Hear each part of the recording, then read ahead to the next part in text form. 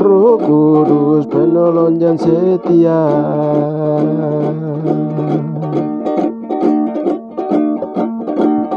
terbang dari surga hingga Papua.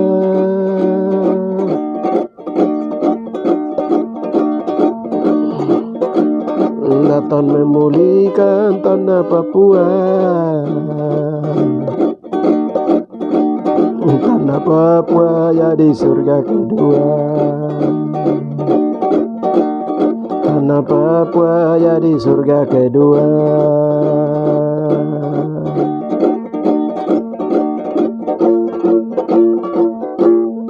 Roh Kudus penolong yang setia,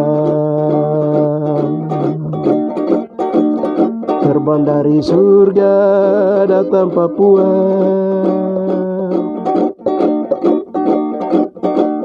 Datang memulihkan tanah Papua, tanah Papua jadi surga kedua. Tanah Papua jadi surga kedua.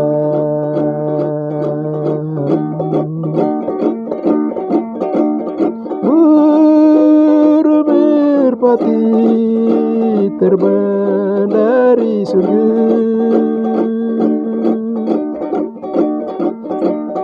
hinggap di hati orang saleh. Biar setan memburu saya,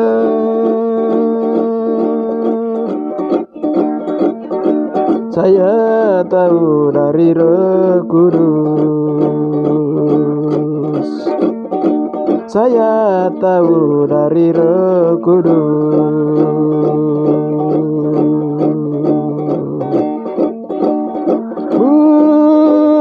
Merpati terbang dari surga, hinggap di hati orang saleh. Biar setan memburu saya, saya tahu dari Roh Kudus. Saya tahu dari Roh Kudus.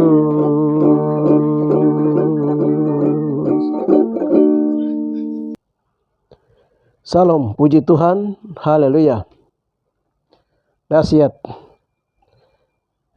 Kita mengucap syukur kepada Bapa dan Yesua dan Amasya Yesua dan juga Roh Kudus karena kemurahan Tuhan, kebaikan Tuhan, kasih Tuhan sehingga Tuhan memberikan kita napas, sehingga dengan napas, dengan kekuatan dari Tuhan kita bisa bertemu kembali lagi untuk mendengarkan dan mengikuti penyampaian berita Sion, berita kebersamaan, berita tentang Injil Kerajaan. Haleluya. Saya sangat senang sekali bertemu dengan Anda, saudari-saudara dalam Kristus Yesus Amasya Adonai, sehingga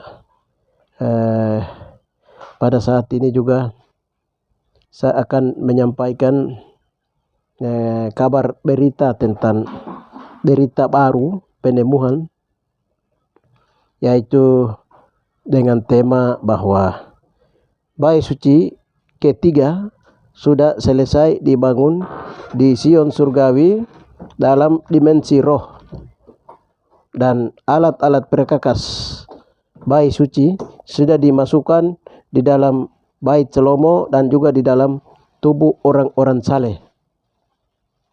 Haleluya. Ya, itu tema yang akan diuraikan dalam ini. Sebelum kita melihat lebih jauh, kita akan renungkan dulu firman Tuhan. Dengan demikian kita buka dengan doa. Bapa yang mulia, di dalam nama Tuhan Yeshua Hamasiah Adonai, kami sangat mengucap syukur dan memuja Engkau dan kami bangga punya Bapa, karena banyak rahasia yang Engkau sedang bukakan kepada kami orang-orang Bapa, dalam nama Bapa yang kecil. Bapa, dalam nama Bapa untuk membukakan rahasia-rahasia yang dicari oleh bangsa-bangsa. Bapa, dalam nama Tuhan Yeshua Hamasiah Adonai, yaitu rahasia-rahasia yang Engkau sembunyikan dari berabad-abad lamanya. Bapa, dalam nama Bapa Engkau bukakan melalui manifestasi 9 karunia jawatan Roh Kudus sedang memberitahukan kami, sehingga kami tahu dari Roh Kudus. Bapa, dalam nama Bapa takir, apa yang kami tahu dari Roh Kudus yang Bapa memberitahukannya, apa yang Bapa tahu, Yeshua tahu, diberitahukan kepada Roh Kudus, dan Roh Kudus memberitahukan kepada kami, dan kami pun mengetahuinya itu. Apa yang kami mengetahuinya dari Roh Kudus itu yang kami mau sampaikan. Dengan demikian pasti ada orang yang percaya dan pasti ada orang yang tidak percaya. Bapa, di dalam nama Tuhan Yeshua Hamasiah Adonai, karena semua peristiwa-peristiwa itu Bapa, menurut Alkitab tertulis terjadi di Timur Tengah, di Yerusalem dan sekitarnya.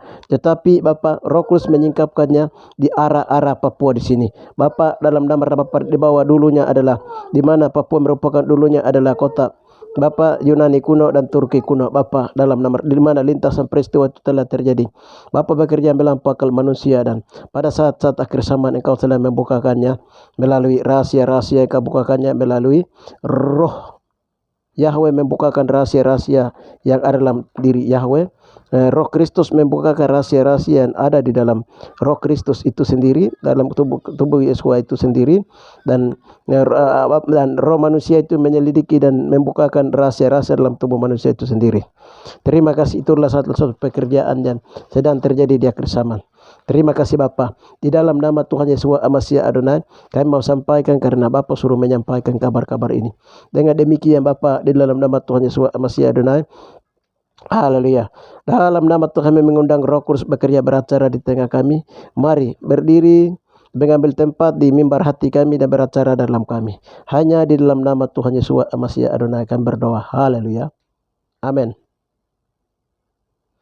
Ya, puji Tuhan, saudara-saudari terkasih. Haleluya. Maafkan saya tidak pakai pakaian baik, tidak pakai pakaian ini kemeja, tidak mandi baik. Haleluya. Saya hadir dengan begitu sederhana. Haleluya. Mau sampaikan kabar-kabar berita tentang apa yang Roh Kudus bukakan sama kami. Haleluya. Tentang bait Yahweh ketiga, tentang alat-alat kemah suci yang Tuhan singkapkan dari tahun 2020, dan juga tentang bait Yahweh ketiga itu sudah didirikan di dalam roh di surga, atau bait Salomo, atau bait Yahweh Yakub. Haleluya. Ini yang akan saya sampaikan. Sebelum saya sampaikan, kita dengar dulu satu firman Tuhan. Firman Tuhan ini diambil dari Yohanes 16 ayatnya yang ke 12-13. Judulnya pekerjaan penghibur. Yohanes 16 ayat 12-13. Masih banyak hal yang harus kukatakan kepadamu, tetapi sekarang kamu belum dapat menanggungnya. Tetapi apabila Ia datang, yaitu Roh Kudus kebenaran, Ia akan memimpin kamu ke dalam seluruh kebenaran. Sebab Ia tidak akan berkata-kata dari dirinya sendiri, tetapi dari segala sesuatu yang didengarnya, itulah yang akan dikatakannya. Dan Ia akan memberitakan kepadamu hal-hal yang akan datang.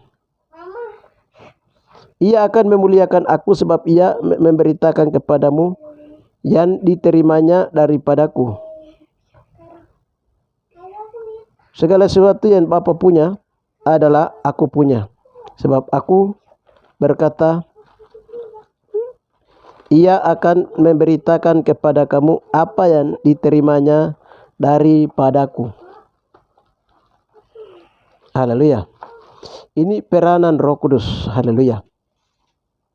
Jadi kalau Roh Kudus datang itu dia akan memimpin orang-orang yang bekerja sama dengan Roh Kudus, orang-orang saleh yang bekerja sama dengan Roh Kudus.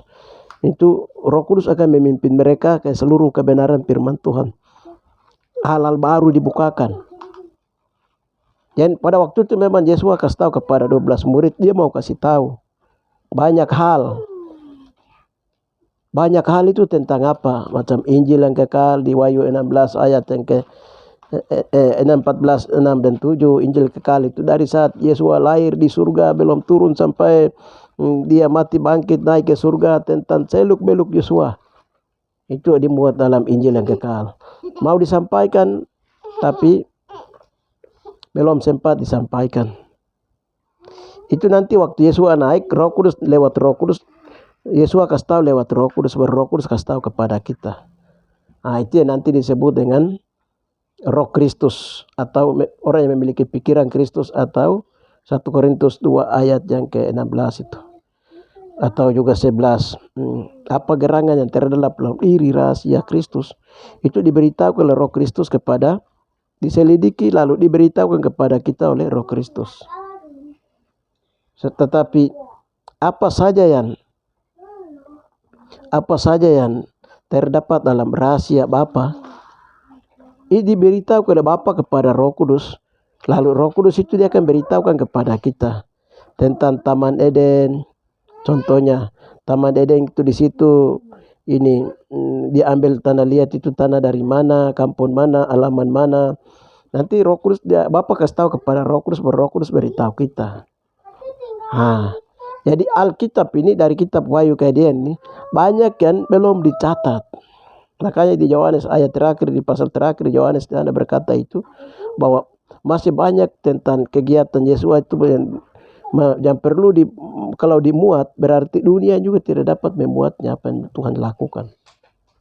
Nah, buku-buku ini yang banyak yang masih rahasia ini masih terdapat di perpustakaan di surga. Haleluya. Jadi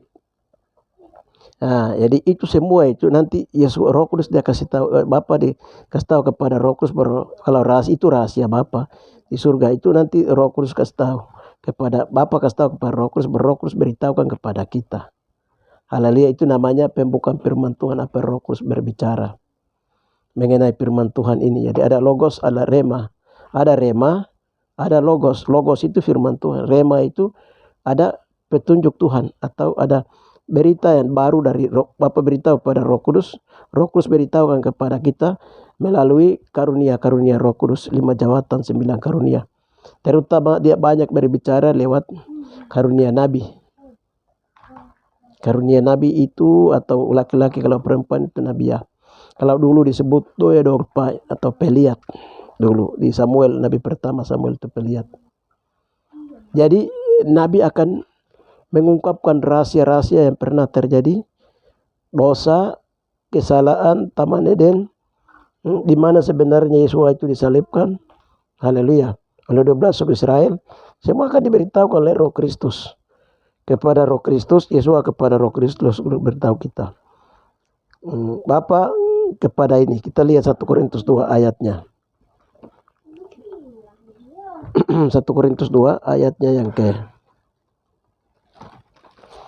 9. Tetapi seperti ada tertulis, apa yang tidak pernah dilihat dengan mata, oleh mata, dan tidak pernah didengar oleh telinga, dan tidak pernah timbul dari dalam hati manusia, semuanya disediakan Yahweh untuk mereka yang mengasihi Dia.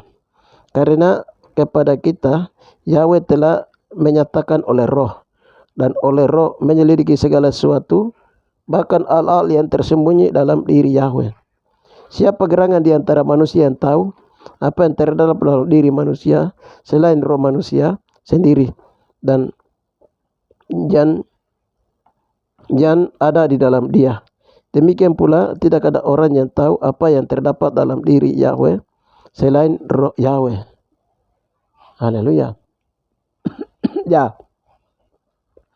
Jadi apa yang terdapat dalam rahasia, apa yang terdapat dalam diri Bapa tentang penciptaan, itu roh Bapa sendiri yang kasih tahu kepada roh Yahweh. Roh Yahweh itu yang akan beritahukan kita. melalui 9 kelima jawatan, terutama melalui karunia-karunia pelihat nabi atau nabiya kalau perempuan. Lalu kalau bahasa ma do ya dog pai ani dog kai dog mai dog pelihat. Saya memberitahukan apa yang Bapak beritahukan kepada saya tentang kebenaran. Kai dog mai dog itu. Kalau dalam pelihat perjanjian lama itu Samuel dia berbicara tentang apa yang dia beritahukan, Bapak beritahu kepada Roh Kudus beritahu melalui kepada Nabi. Lalu Nabi ini akan sampaikan kepada orang Israel. Sekarang itu karunia-karunia jawatan Nabi itu dia bekerja untuk memberitahukan kepada kita. Haleluya. Seperti yang akan kami uraikan dalam ini, akan diuraikan ke depan. Jadi rahasia Kristus itu, Kristus itu dia tahu persis. Banyak orang akan bersaksi, mungkin 12 murid juga turut bersaksi bagaimana peristiwa Yesua. Tapi dalam 1 Yohanes 5 itu, di sana ditulis bahwa ada 3 saksi di surga, yaitu Bapa, Firman, dan Roh. Itu saksinya kuat. Dan ada 3 yang bersaksi di bumi, yaitu roh, darah, dan air. Jadi sekarang dari marga turunan mana yang menyalibkan Yesus, menikam lambung Yesus dan ini, itu tahu semua. Roh Kudus dia tahu, Roh Kristus tahu semua. Dulu Papua itu dia ada di mana? Ya Abah Yahweh dia tahu, karena dia Abah Yahweh yang mengacau balaukan atau masa kaos. Dalam masa kaos itu masa kekacau balau Allah terhadap Yahweh, terhadap bumi dan manusia karena dosa. Nah, dunia itu stabil ketika Yesua itu harus mati di atas. Itu yang membuat dunia stabil. Kalau dunia tidak mati di atas, ya Yesua kalau tidak mati di atas bumi, itu bumi itu kacau balau sampai hari ini. Untung karena Yesua datang. Haleluya, itu Yesua beritahukan kami seperti itu.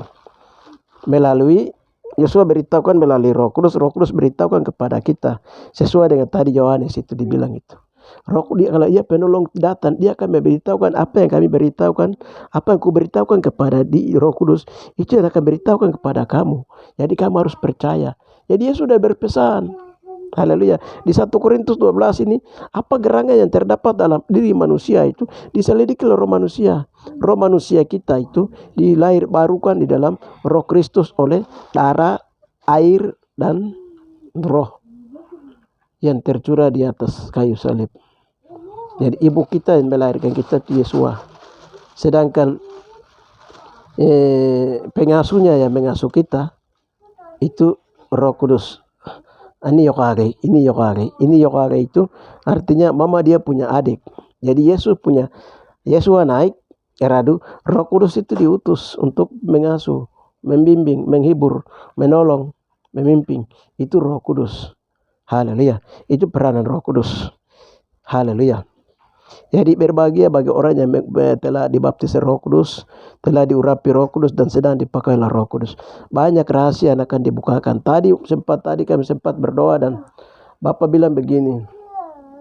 Karena waktu kedatangan Tuhan sudah dekat, maka semua rahasia firman Yahweh, semua rahasia Kristus itu akan dibongkar, akan diberitahukan kepada setiap hamba Tuhan.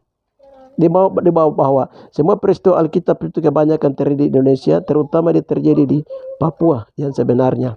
Haleluya. Baik, saya akan menyampaikan hal baru yang Bapak beritahukan kepada kami dari tahun 2019, 2020, 2019 kepada kami tentang rahasia baru yang Bapak bukakan. Ya. Jadi bait suci ketiga sudah selesai dibangun di Sion surgawi dalam dimensi roh. Jadi bait Yahweh pertama, ada bait Yahweh kedua, baru bait Yahweh yang ketiga. Itu dibangun di tempat yang dulu bait Yahweh pertama itu dibangun itu. Haleluya, itu diruntuhkan lalu dibangun baru. Jadi ini dulu saya bacakan, saya sampaikan dulu apa yang Roh Kudus bukakan. Haleluya. Bait suci ketiga sudah selesai dibangun di Sion surgawi dalam dimensi roh. Jawab Yesua kepada mereka, rombak bait Yahweh ini, dan dalam 3 hari aku akan membangunnya. kembali. Yohanes 2 ayat 19. Jadi firman ini menyatakan bahwa Yesus dengan tegas itu rombak bait Yahweh ini, runtuhkan bait Yahweh ini, dan aku akan membangunnya dalam 3 hari. Kembali dalam 3 hari. Itu apa? 3 hari. Haleluya, 1 kali 7 masa. Bagi setengah 2 berarti itu pembangunan kembali. Itu tentang bait Yahweh ketiga. Atau Yahweh rumah Yakub. Rumah Yahweh Yakub. Atau disebut bait tubuh Kristus, pembangunan tubuh Kristus. Itu ditargetkan dibangun dalam 3,5 tahun, 3 tahun. Jadi berikutnya itu nubuatan Tuhan Yesus tentang pembangunan kembali bait Yahweh. Yerusalem tersebut akan digenapi di akhir zaman, yakni tentang pembangunan tubuh Kristus di dalam roh, menjadi rumah doa bagi segala bangsa atau rumah Yahweh Yakub di tempat bait suci Salomo pertama. Ada beberapa hamba Tuhan melihat bahwa dalam dimensi roh, dimensi rohani, bait suci ketiga itu dibangun dalam roh di surgawi, dan mereka melihat dalam alam roh itu di Papua Barat. Haleluya. Haleluya. Selain kesaksian beberapa hamba Tuhan mereka, lewat pelayanan kami tim 3, jaringan doa pemulihan Papua, pemulihan Taman Tubuh Kristus, 12 Suku Israel, dan Taman Eden Papua yang ada, dan Bapak beritahukan kami dan uraiannya sebagai berikut. Haleluya. 1. Roh Kudus singkapkan puing bait suci yang runtuh di Papua. Dalam suatu doa pemulihan Papua, Roh Yahweh beritahukan bahwa puing-puing bait suci Raja Salomo Israel kuno ada di Pulau Duamo, di Danau Tigi, di tengah Danau Tigi, Kabupaten Deyai, Papua Tengah. Yang nama puing itu dalam bahasa Me disebut Yugai Tege. Yugai Tege itu artinya menara lonceng. Mugau Daimit itu artinya batu mesbah tertutup. Serta Tigli Daimit itu artinya batu kolam basuh tertutup, menutup Danau Tigi. Dan Candi Borobudur adalah bukti sejarah yang masih ada sesamaan dengan bait suci Salomo yang telah diruntuhkan. Bait suci Salomo yang telah diruntuhkan akibat dosa Israel membelakangi Yahweh Israel. Haleluya. Jadi posisi yang Bapak beritahukan bahwa posisi bait Salomo saat pertama itu ada di tengah Danau Tigi. Jadi waktu studi banding raja-raja di bawah komando Ratu Selatan itu, mereka datang itu menerima hikmat. Itu Majapahit itu dia menerima hikmat dari Salomo. Lalu dengan hikmatnya itu dipindahkan ke Majapahit. Dia pulang ke tanah Jawa itu, dia membangun seperti yang Salomo bangun dengan hikmatnya. Jadi bait Sulaiman itu bukan di tanah Jawa. Ya sekarang banyak hamba Tuhan bilang kita ada di tanah Jawa, bukan. Bait Salomo itu dia ada di bukan Salomo di sana juga di Pulau Solomon 3. Tidak, dia ada di daerah Tigi, di tengah Pulau Danau Tigi. Dia punya puing-puingnya. Runtuhnya bait suci Salomo 2. Runtuhnya bait suci Salomo. Roh Kudus memberitahukan bahwa bait suci Salomo milik Israel kuno ini dihancurkan oleh ulah dosa Israel sendiri. Melalui dosa keji keluarga kaum marga suku bangsa, berupa mereka tidak menjalankan perintah Tuhan. Dosa paling besar ialah bait suci ditabis dengan darah babi. Darah babi raja. Darah babi dari Toraja. Toraja juga salah satu Israel. Sehingga menajiskan bayi suci dan mereka mulai menyembah berhala, dewa dewi pada zaman Raja Salomo dan zaman Raja Jerobeam. Sehingga bayi suci diremukan, diruntuhkan dan bangsa Israel dibuang ke Niniwe dan ke Babel. Ini yang disebut zaman Anuka. Jadi kalau kami berdoa dan Bapak beritahukan banyak perkara yang terjadi waktu itu, Bapak panggil itu marga-marga yang terlibat di dalam ini. Perusakan perusakan bayi suci Salomo ini. Pertama ini. Dosa terlalu banyak yang Bapak perlihatkan. Disuruh mengaku, harus disuruh segera mengaku di pengadilan Kristus. Kalau saya cerita panjang. Ya, karena itu proses dari tahun 2019 sampai 2023. 3. Cara membangunnya dalam roh. Selanjutnya kami berdoa dan bertanyakan kepada ahli bangunan di surga, bagaimanakah cara memulihkan dan membangun kembali bayi suci ketiga tersebut di dalam roh. Jawabnya bahwa di lembah Yosafat telah membuka pengadilan Kristus untuk menghakimi bangsa-bangsa, pribadi, kaum, keluarga, marga, dan suku, bahasa, sehingga setiap orang dipanggil untuk diadili dosanya terhadap perusakan bayi suci oleh Roh Kudus, akan singkapannya dosa dan turun temurunnya. Yang diadili harus akui dosa tersebut, meminta ampun. Maka pada saat itu juga darah Yesua yang menghapusnya. Dengan cara demikian maka pemulihan bayi suci akan pulih kembali di surga Sion dalam rohani. Berdasarkan petunjuk Tuhan bahwa pelayanan pemulihan dilakukan start dari tanggal 6 Desember 2020 sampai 6 Desember 2023, yakni selama 3,5 tahun atau 42 bulan atau 160 hari. Harus dilakukan pelayanan pemulihan dalam penghakiman Tuhan di lembah Yosafat. Nah, sekaligus peletakan batu pertama bayi suci Yahweh ketiga tersebut dilakukan pada tanggal 1 November 2020. Batu pertama yang menjadi dasar bangunan bayi suci rohani tersebut diletakkan. Selanjutnya disusun 12 batu dasar Rasul sebagai tiang utama, 5 luka Yesua Amasya serta 7 perkataan Yesua disalib sebagai 7 pilar bangunan. Ya, jadi ini muatan yang ada di sini itu Bapak bilang ini kerajaan yang tidak tergoncangkan, yaitu kerajaan Tuhan Masiah. Itu dia punya pondasi di bawah itu adalah bentengnya di bawah itu dari batu penjuru Tuhan, batu Yesua. Batu penjuru itu Yesua sendiri.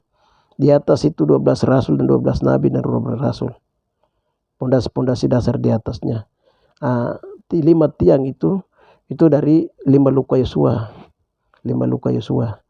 Sedangkan 7 pilar tiang utama itu dari 7 perkataan Tuhan Yesua di atas salib. Jadi kerajaan ini Tuhan Masiah ini tidak tergoncangkan, kuat sekali dia. Jadi semua negara-negara akan ditamatkan, kerajaan tidak tergoncangkan. Haleluya.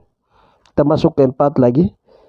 Perkakas di bayi suci Salomo dikembalikan dalam bayi suci. Ketiga, kami berdoa tanyakan perkakas bayi suci Salomo dan jawabnya bahwa ada di mana. Lalu jawabnya bahwa dosa moyang Israelmu membuat alat perkakas kudus di bayi suci berantakan ke seluruh Papua, sehingga harus berdoa, temukan dan kembalikan ke tempatnya. Haleluya. Doa pemulihan pengembalian perkakas alat-alat suci tersebut dimulai tanggal 6 Desember 2020 hingga 6 Desember 2023. Selanjutnya hasil doanya sebagai berikut.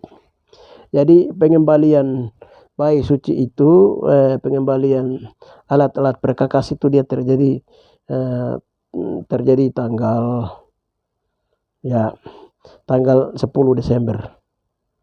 Tanggal 10 Desember itu semua penemuan, semua diketemukan alat-alat bayi suci mulai dari tabut peti perjanjian dan lain-lain semua diketemukan. Lalu kami berdoa baru Tuhan kembalikan semua. Baik, saya bacakan dulu apa yang Tuhan perlihatkan. Ternyata bayi suci Salomo apa semua itu bukan di Yerusalem sana. Haleluya. Semua barang kudus Taman Eden, kebenaran itu Tuhan sembuhkan semua kembali ke Papua. Jadi tanahnya dipotong baru kasih pindah dari Turki kuno dengan Yunani kuno, dari itu menjadi sebuah pulau Papua yang dikembalikan ke Papua. Kembalikan dan sembunyikan di arah timur jauh dari Yerusalem. Haleluya. Kenapa begitu? Ya, itu hikmat Tuhan dan cara Tuhan. Akal manusia tidak dapat melami itu. Hanya orangnya bertanya-tanya sama Bapa, baru Bapa bisa beritahukan rahasia Bapa. Itu makanya banyak Alkitab dari Kejadian sampai Wahyu itu banyak yang tidak ditulis. Itu Bapa bilang begini, kami tanya kenapa banyak yang tidak ditulis lengkap. Tuhan bilang itu Bapa bilang itu sengaja ditinggalkan supaya orang-orang di bumi itu untuk mencari kebenaran harus mendekat terus kepada saya, sehingga setiap orang yang mau bertanya tentang penciptaan, tentang tanah yang diambil dari mana untuk manusia, itu akan aku beritahukannya. Begitu, itu sengaja Bapa kasih tinggal, tidak ditulis lengkap. Haleluya. Supaya manusia itu bisa berkomunikasi dengan Bapa terus. Haleluya. Nah, saya akan bacakan. Nah, dari sekian ini saya akan bacakan 4.1. Tabut logam mulia Tuhan itu diketemukan dalam dasar Danau Tigi 10 November 2020 dan dikembalikan di Ruang Maha Suci di Sion Surgawi pada tanggal 22 Februari tahun 2022. Coba bayangkan, diketemukannya tanggal 10 November di dalam dasar Danau Tigi.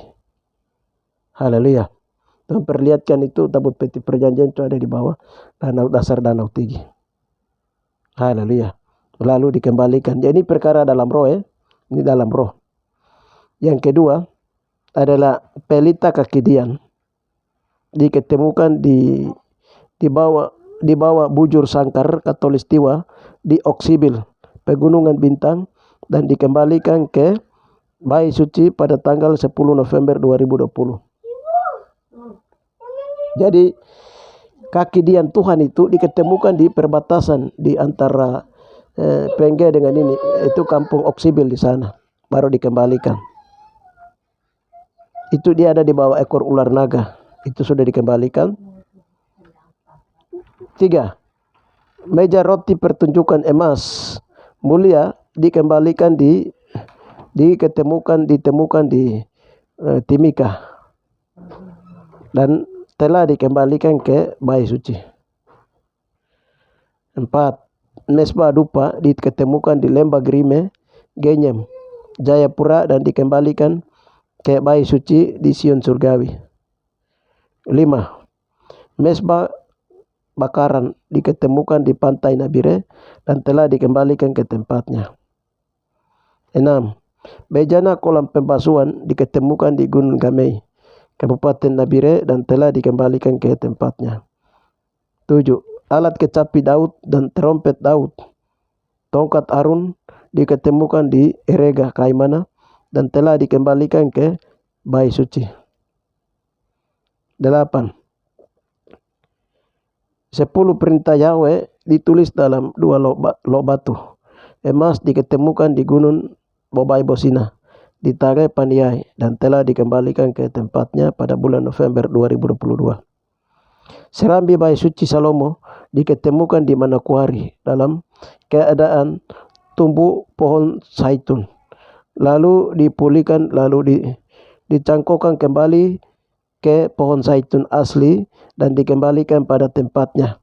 Artinya orang Papua pada saat itu dizaitungkan, dicangkokkan kembali kepada orang Israel asli, kembalikan ke orang Israel, dipersatukan karena dosa diakhiri.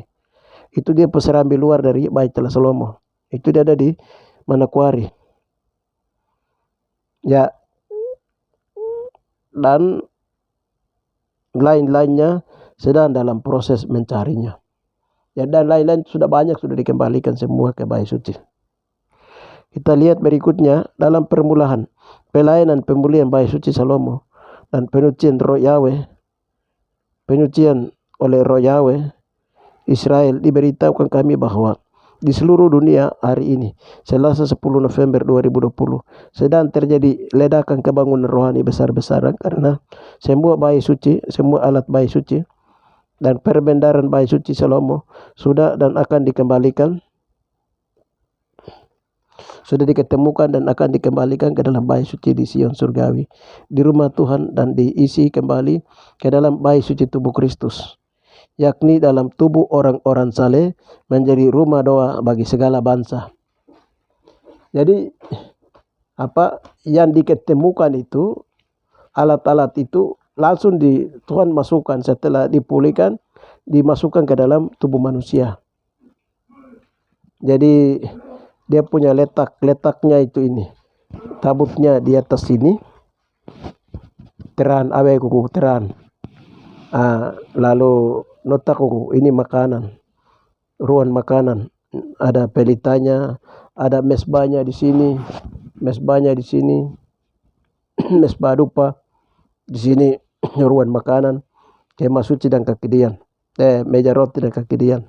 Di bawah sini itu ini apa ini WC di bawah itu, di situ itu kolam pembasuhan. Di bawah di kaki itu mesbah korban bakaran. Haleluya. Jadi itu dikembalikan. Pada waktu itu dikembalikan dalam tubuh orang-orang saleh di seluruh dunia itu. Bapak bilang 10 Desember 10 Desember itu 2020 itu gerakan Roh Kudus. Bapak bilang gerakan Roh Kudus seluruh dunia terjadi secara serentak. Haleluya. Nah, berdasarkan petunjuk Tuhan, setelah tanyakan Yahweh apakah pembangunan bait suci ketiga sudah selesai, jawabnya bahwa dalam roh pembangunan dan pemulihan bait suci ketiga sudah selesai dibangun di surgawi, di Sion surgawi. Secara puin ada di Yai Papua, tetapi setelah selesai dibangun dalam roh, diletakkan di atas Manokwari dan Soron. Jadi posisi dia ada di antara Manokwari dan Soron, bait suci itu dalam roh. Dengan demikian bait suci Yahweh ketiga yang rencana mau dibangun di Yerusalem sana dengan sendirinya batal demi hukum, karena Yesua sendiri pernah bernubuat bahwa bait suci ini akan dirumbukan dan aku akan membangunnya dalam 3 hari. Jadi Tuhan sendiri yang membangunnya dalam 3 tahun. Dan penggenapan sedang dalam proses penyelesaian, dan tepat pada waktu 3 tahun atau 3 hari atau 3 masa atau 42 bulan atau 160 hari, 1260 hari, bilangan genap berakhir, maka bait suci ketiga pun akan difinis dalam dimensi rohani di Sion surgawi, dan akan diresmikan pada waktu sangkakala ke-7 ketika Yesua dan 144.000 dari orang Yahudi Israel asli yang ditebus dengan orang-orang 144.000 dari orang luar Israel yang ditebus mendarat di Sion. Pada waktu mereka mendarat, pada saat itulah juga bait Yahweh yang sudah dibangun dalam dimensi roh itu akan diresmikan, akan ditabis. Dengan apa? Dengan darahnya sendiri, darah Yesua sendiri. Haleluya. Untuk memulai pemerintahan tubuh Kristus yang tidak tergoncangkan. Haleluya.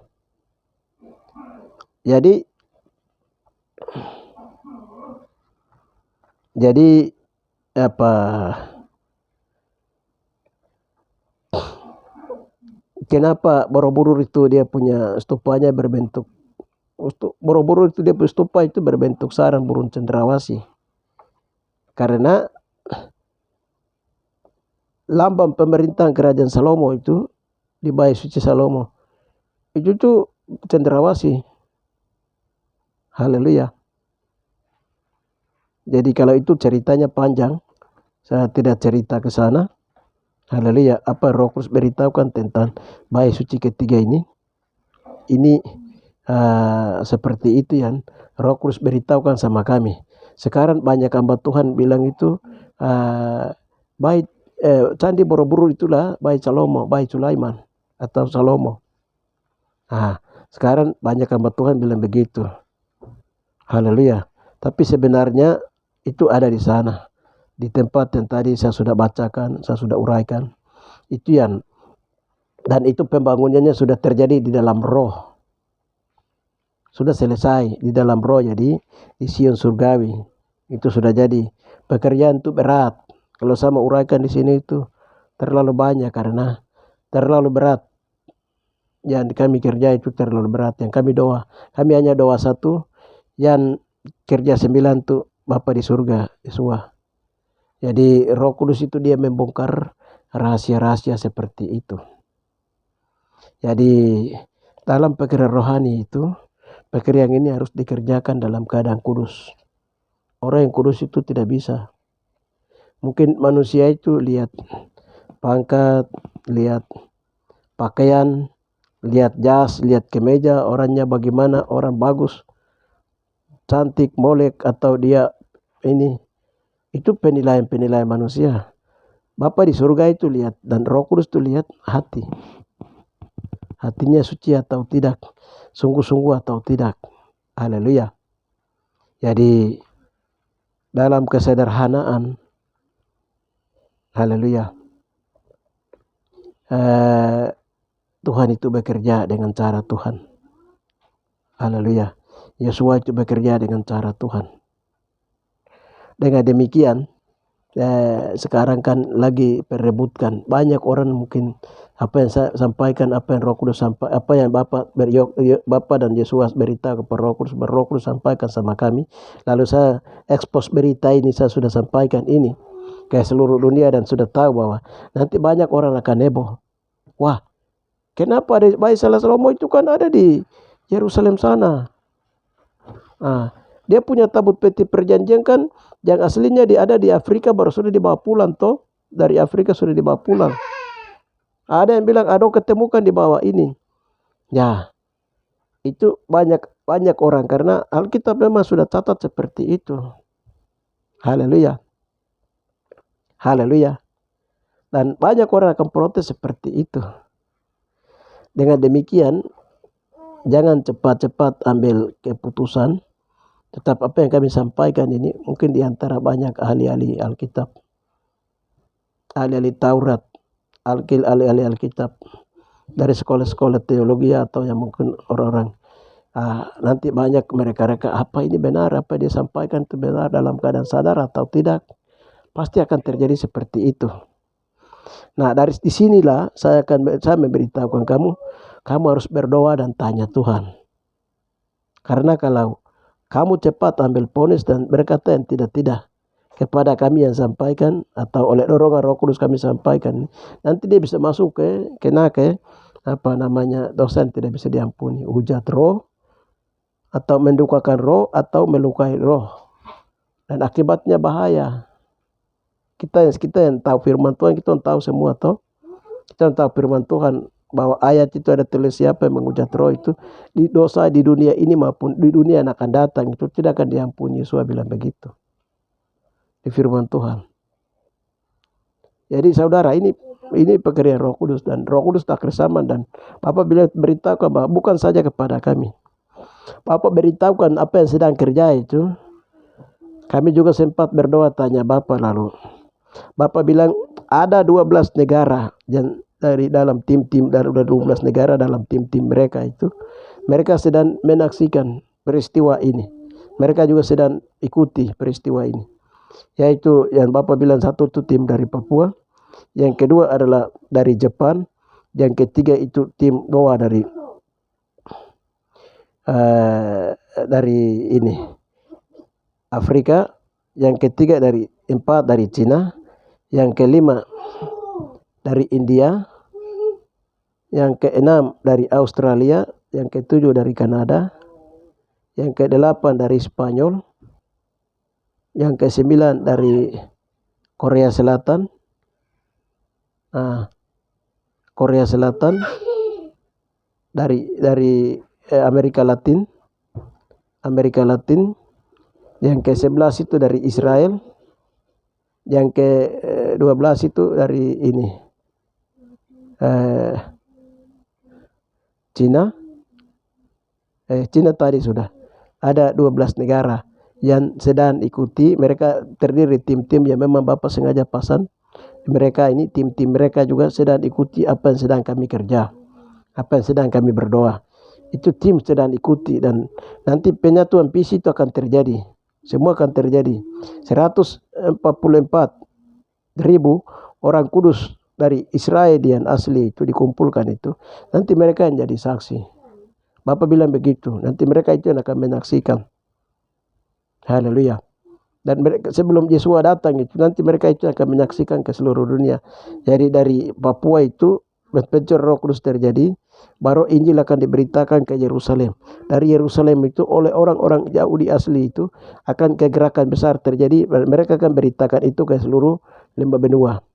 Setelah dari lembah benua itu, dia akan kembali lagi ke tempat yang pintu Golden Gate. Di Sion. Di Sion mereka akan kembali mendarat di Sion. Lalu semua akan dikumpulkan di dalam kerajaan 1000 tahun damai. Yaitu kerajaan 1000 tahun damai itu akan berlangsung di rahim bumi Papua. Menunggu waktu itu pasti akan terjadi pada sangkakala ke-7. Haleluya. Jadi sangkakala ke-7 banyak dari tahun 2023 sampai 2030 itu banyak akan terjadi peristiwa-peristiwa besar. Bahkan semua rahasia itu akan dibuka. Banyak yang dari yang Bapak beritahukan itu ada 85 negara itu akan masuk. Hamba Tuhan dari 85 negara akan masuk untuk survei ke arah Papua untuk tempat ibu kota kerajaan 1000 tahun damai. Dan mereka ini Tuhan sedang melihat rahasia-rahasia yang sudah sedang dibukakan di Papua. Juga mereka juga sedang lihat. Itu dari 85 negara akan masuk. Ada angkatan 99 itu, angkatan Yesua 99 itu, Tuhan bangkitkan itu ada sekitar 99 anak-anak asli. Anak-anak saja, anak-anak umur 14 tahun ke bawah. Itu Tuhan akan bangkitkan. Itu nanti mereka juga akan bongkar rahasia-rahasia Papua sebenarnya. Rahasia Tuhan yang Tuhan sembunyikan di atas Papua. Itu ada 99 anak. Dari orang-orang yang dipersiapkan di Papua itu ada sekitar 10.000 hamba Tuhan yang akan keluar dari sana. Dari 10.000 itu sekitar 2% itu dari orang-orang di Maluku, Jawa, Kalimantan, Sulawesi, Kalimantan, Jawa, dari NTT dan wilayah-wilayah itu yang akan mereka akan memiliki hati seperti orang Papua, baru mereka akan bersatu dalam 10.000 hamba Tuhan itu untuk pelayanan. Itu nanti Tuhan berikan lengkapi mereka dengan karunia, jawatan karunia. Bapak bilang begitu. Bapak sampaikan seperti itu. Jadi itu apa yang kami berdoa dan apa yang Bapak beritahukan lewat kami. Jadi bagian lainnya dari berbagai jaringan doa, persekutuan doa, berbagai gerakan tubuh Kristus di mana-mana mereka berada, baik itu yang ada di Papua maupun di luar Papua, di Indonesia, bahkan luar Indonesia. Kami imbau supaya mereka juga terus berdoa. Tidak boleh ada iri. Begitu kau iri itu langsung ketahuan, karena dosa iri itu dosa awal di Taman Eden. Jadi tidak boleh iri. Kalau rasa kau tidak terima, ya sekarang kau harus berdoa, tanya Roh Kudus, tanya Bapa, tanya Yesus, tanya Roh Kudus di surga. Berdoa masuk sendiri. Haleluya. Sebab kalau sampai kau berkata lain, ini kami juga takut, tapi ini desakan dari Bapa untuk harus sampaikan, karena itu berita kudus dan tidak terbinasakan. Tahu berita kudus dan tidak terbinasakan. Tidak binasa itu karena apa? Yesus waktu mati di atas kayu salib tidak binasa karena apa? Ya, Yesus itu kudus. Kekudusan Yesus itu dia pertahankan sampai mati di atas kayu salib. Darahnya dicurahkan. Karena kekudusan maka maut dikalahkan. Haleluya. Orang yang memberitakan berita kudus dan terbinasakan itu, 66 anggota tubuh punya dosa itu harus lepaskan. Dosa-dosa dari Taman Eden punya dosa, perusakan dosa kepicikan Yakub dari 12 suku Israel yang melalui hubungan darah mama, darah bapa, dan keturunan mama, bapa harus diselesaikan. Doa, bagian mata di doa, telinga, hati, pikiran semua di doa. Doa namanya doa merendahkan diri, pelepasan harus dilakukan. Merendahkan diri lagi, doa pelepasan. Banyak orang bilang begini, untuk apa kita mengaku dosa, merendahkan diri dan berdoa? Kami kan sudah dibaptis toh dengan air. Jadi satu kali mengaku sudah selesai. Dosa yang berikutnya dibuat itu tidak perlu mengaku, dianggap sudah selesai. Oh, ini bahaya. Haleluya. Saya mau kasih tahu sobat sabit, kalau kita mau menuju ke surga itu, di surga itu Maha Kudus. Di surga tingkat 3 itu Maha Kudus. Di ruangan kudus, di halaman. Haleluya. Jadi di tingkat-tingkat Maha Kudus itu, dan juga di halaman itu juga kudus. Di ruang kudus, di tingkat surga tingkat kedua itu juga kudus, suci. Haleluya.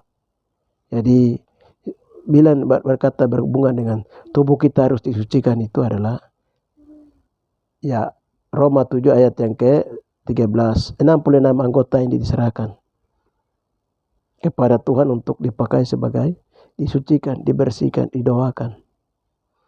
Mata didoakan, alis didoakan, rambut didoakan, telinga didoakan.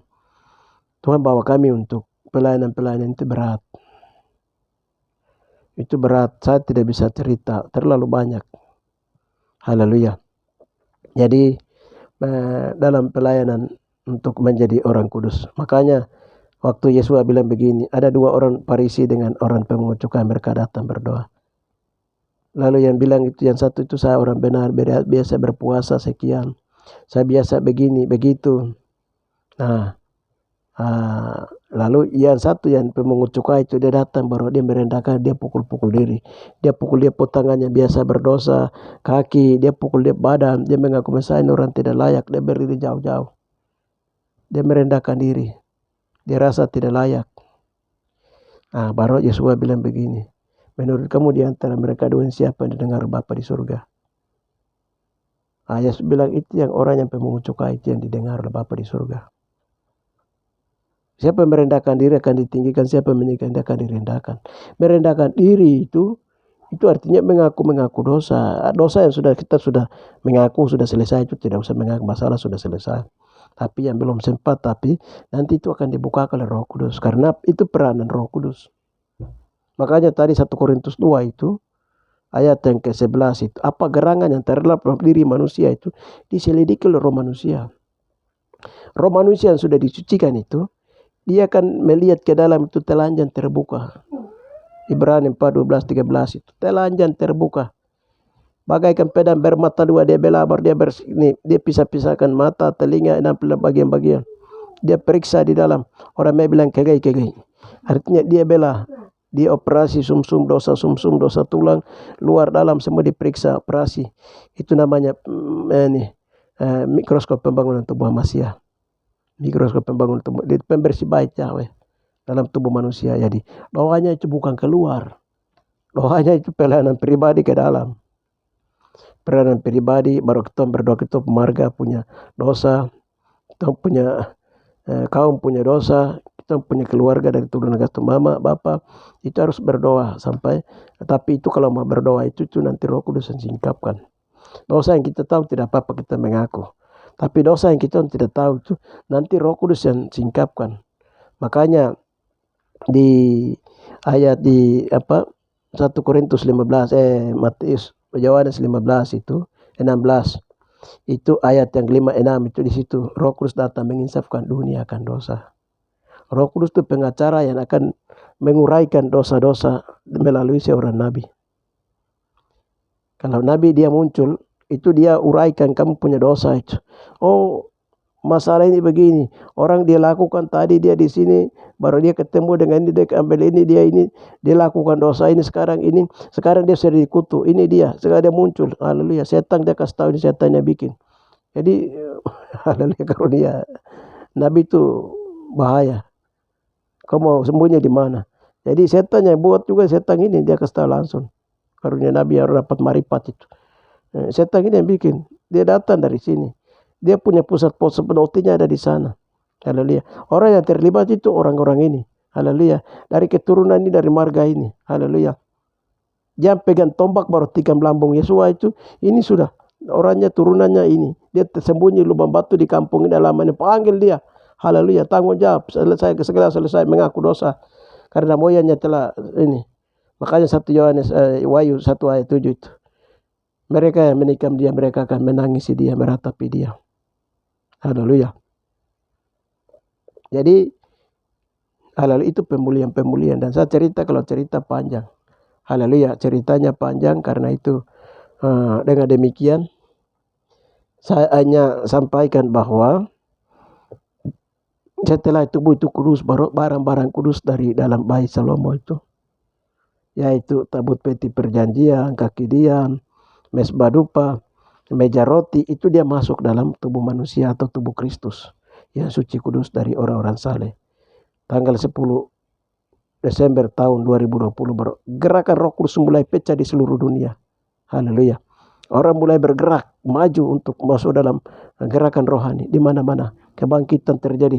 Di sana juga mereka ada berdoa. Di timur-timur di bawah juga di NTT ada berdoa. Kau kayak kiwau mana ada jodoh waita di sana. Haleluya. Kau lihat di Jawa di sana pulau-pulau sudah mulai. Lihat di Afrika di kota-kota Islam berbasis di India sana di di bawah di Arab di sana. Kau lihat banjir orang-orang yang mulai masuk ke bilangan-bilangan orang-orang percaya itu mulai terjadi. Baptisan massal terjadi di mana-mana. Gerakan pertobatan terjadi di mana-mana. Gerakan roh terjadi di mana-mana. Haleluya. Belum. Nanti pencur Roh Kudus dia terjadi itu baru. Haleluya. Dia puncaknya Pentakosta kedua itu. Haleluya. Dia akan terjadi baru. Orang akan lihat. Anak kecil dia melihat penglihatan. Yang sungguh-sungguh berdoa itu dia akan melihat penglihatan. Orang yang percaya pakai Roh Kudus. Tetapi di antara itu banyak orang yang tidak percaya juga. Orang ini belum bikin apa. Haleluya. Pada saat itu orang yang tidak percaya, selamat kau tinggal yang kau punya ketidakpercayaanmu. Haleluya. Selamat kau tinggal yang kau dengan kau tidak.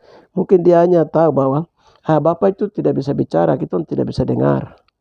Mungkin orang yang tidak percaya dengan pekerjaan Roh Kudus itu, orang itu dia percaya setan punya saya, dia percaya bahwa di sini ada setan, di sana ada setan. Dia tidak percaya bahwa adanya Roh Kudus, adanya manifestasi Roh Kudus sedang bergerak. Haleluya. Karena itu ada 2 kerajaan dalam kitab Wahyu itu. Yang Yohanes lihat di Pulau Patmos itu gerakannya hanya 2. Penguraiannya ada 2, yaitu 2 itu gerakan antikris dan gerakan tubuh Kristus. Itu Wahyu pasal 1 sampai terakhir. Itu isinya itu gerakan antikris dan gerakan tubuh Kristus di dalamnya. Dia waktu bersamaan dia jalan dua-dua. Haleluya.